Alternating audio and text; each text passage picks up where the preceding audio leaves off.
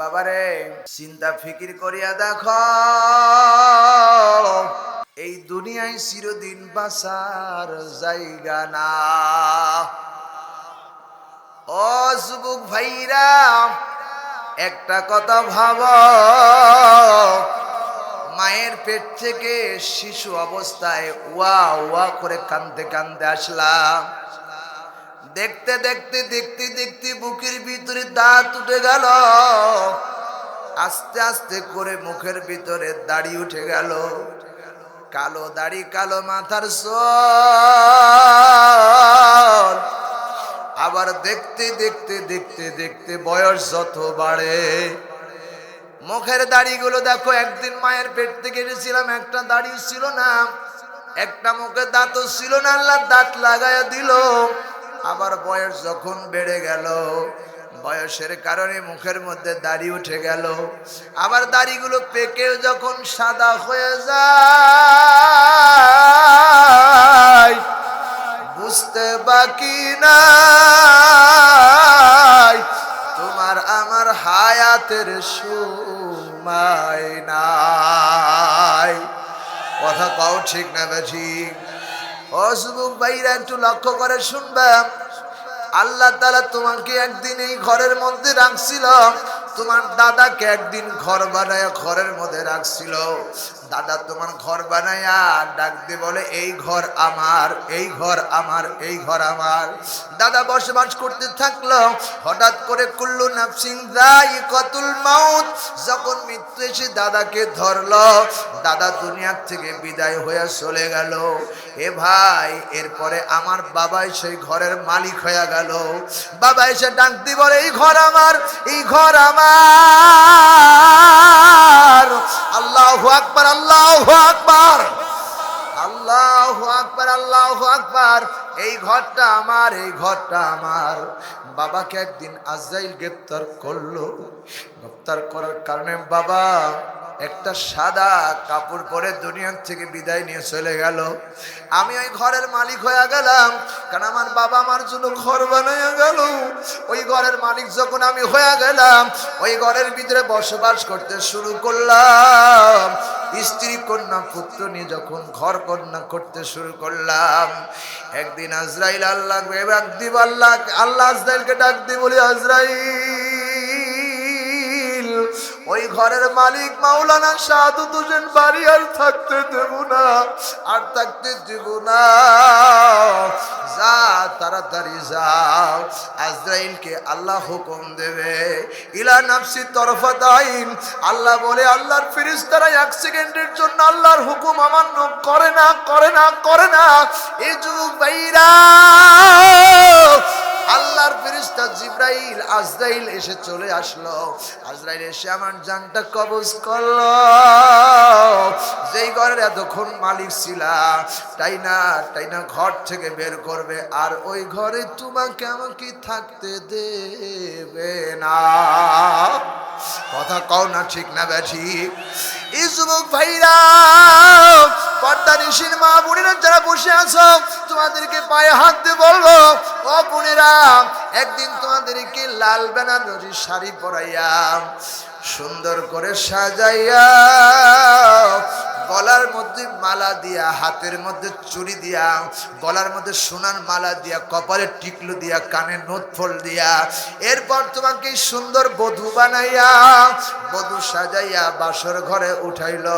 লাল বেনারসি শাড়ি পরাইয়া সুন্দর করে বাসর ঘর সাজাইয়া, বাসর ঘরে বধূ বানাইয়া, কত আনন্দ ফুর্তি। একবার মনে মনে ভাবা, চিরদিন ওই বাসর ঘরে থাকতে পারবে না, পারবে না, পারবে না।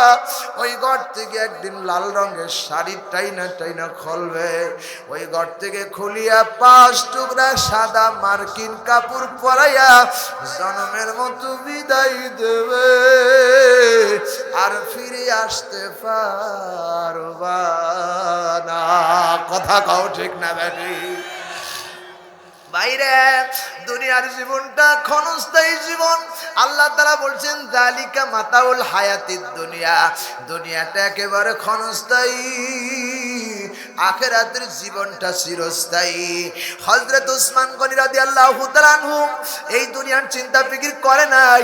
আল্লাহর নবী মসজিদে নববীর ভিতরে কম বয়ান দিতেছে, সাহাবীরা চতুর্দিকে বসা, ডান দিকে বাম দিকে বসা। আল্লাহর নবীর সাহাবীদের সামনে নবীজি বয়ান দিতেন, জাহান্নামের আযাব সম্পর্কে বয়ান দেয়। নবী ডাক দিয়ে বলে, সাহাবীরা রে, জাহান্নাম বড় কঠিন জায়গা, বড় কঠিন জায়গা। যদি কারো জাহান্নাম বাজিত হইয়া যায়, ডান দিকের চামড়া পুড়ে যাবে, বাম দিকের চামড়া পুড়ে যাবে। একজন বেঈমানের জন্য আল্লাহ রাব্বুল আলামিন একটা নয় দুইটা নয়, গায়ের চামড়াকে 84 হাত লম্বা বানাবে। 84 হাত লম্বা হবে গায়ের চামড়া, আর এই দাঁত হবে একটা উহুদ পাহাড়ের সমান। এখান থেকে এখানে দূরত্ব হবে মক্কা মদিনা পর্যন্ত। এত বড় মানুষকে জাহান্নামের আগুনে যখন ফালায়া দিবেন, আল্লাহ বলেন, আল্লাতি তাত্তালি ওয়ালাল আফিদা, ওযু ভাইরা, কলিজার মধ্যে জাহান্নামের আগুন দাউ দাউ করে জ্বলতে থাকবে। সাহাবীরা কাঁদে না, কিন্তু উসমান গনি কবর দেখে কান্না করতে শুরু করে দেয়। সাহাবীরা জিজ্ঞেস করল, উসমান তুমি কেন কান্দো? কবর দেখে কেন কান্দো? উসমান ডাক দিয়ে বলে, নবী জাহান্নামের বয়ান দেয়, চোখে পানি আসে না, কিন্তু কবর দেখে কেন কাঁদি জানো? লক্ষ্য করে শোনো, নবী যখন মসজিদে নববীর ভিতরে বয়ান দিতেছে, আমি লক্ষ্য করে দেখি ডান দিকে নবীর সাহাবীরা বসার সঙ্গী সাথী দেখা যায়, বাম দিকে নবীর সাহাবীরা বসার সঙ্গী সাথী দেখা যায়, সামনে মানুষ পিছনে মানুষ। কিন্তু আমি কবরের দিকে যখন তাকাই, আল্লাহু আকবার, আল্লাহু আকবার, আমি যখন কবরের দিকে তাকাই, তাকায় দেখি ডান দিকে মাটি, বাম দিকে মাটি, সামনে মাটি, পিছনে মাটি, পায়ের নিচে মাটি, উপরের দিকে তাকায় দেখি মাটি, মনকে মন মাটি দিয়ে ছাউনি করা চাল। মুসলমান যখন এই কবরের দিকে তাকায়, চিন্তা করে মসজিদ নববীর দিকে তাকায় দেখি জানালা দেখা যায়, দরজা দেখা যায়, আলো আছে, বাতাস আছে, কিন্তু কবরের দিকে যখন তাকায়, কোন জানালা নাই, দরজা নাই, সাথী নাই, বাতি নাই, বন্ধু নাই, বান্ধব নাই। আমি উসমান কেমনে এই কবরে থাকবো? আমি যদি কবরে ধরা খাই, আমার কোনো উপায় নাই। এ যুবক ভাইরা, 50 বছর বয়স হয়ে গেল, জীবনে কি নাকি কামাই করছো জানি না। যদি কবরে একবার ধরা খাও, বাবাই কোনো কাজ করতে পারবে না, সন্তান কোনো কাজ করতে পারবে না, এমপি মন্ত্রী সেখানে কোনো যোগাযোগ রাখতে পারবে না। তোমার হিসাব তোমাকে দেওয়া লাগবে। ওই কবরে 5 ওয়াক্ত নামাজ না পড়ে কেউ যাব না, কেউ যাব না। আজ থেকে যারা তাফসীর মাহফিল করেছো, আমাকে প্রতিজ্ঞা দেওয়া করা লাগবে, প্রতিজ্ঞার সাথে প্রতিশ্রুতি দেওয়া লাগবে। হুজুর আমরা তাফসীর মাহফিল করেছি, আপনি যা বললেন, আমরা আর 1 ওয়াক্ত নামাজ ছাড়বো না। কারা কারা রাজি আছো? 2 হাত তুলে আল্লাহরে দেখাও। লিল্লাহে তাকবীর। এ হাত তুলো, হাত তুলো, হাত তুলো। আল্লাহ আমাদেরকে কবুল করে নাও, 5 ওয়াক্ত নামাজি বানায়া দাও। আল্লাহ আমাদের জাহান্নামের আগুন থেকে বাঁচাও, কবরের আযাব থেকে বাঁচাও। জোরে বলে আল্লাহুম্মা আমিন।